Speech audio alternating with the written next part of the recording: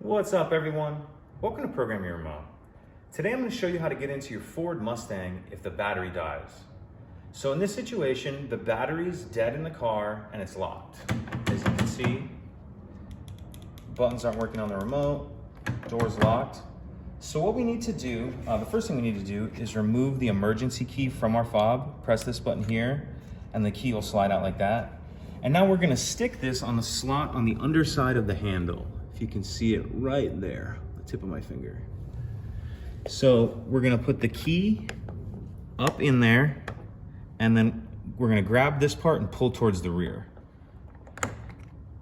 Okay, it'll come off there just like that. So we push this up in that slot, and then this will pull towards the rear of the vehicle like that.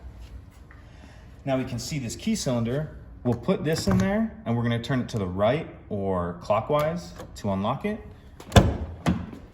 And that's it, and now we're in. So now you can pop your hood and either jump your battery or replace it, whatever you need to do. If you have any questions, please let me know. If you could take a second to like and subscribe, it helps us out and I'd appreciate it. Thank you.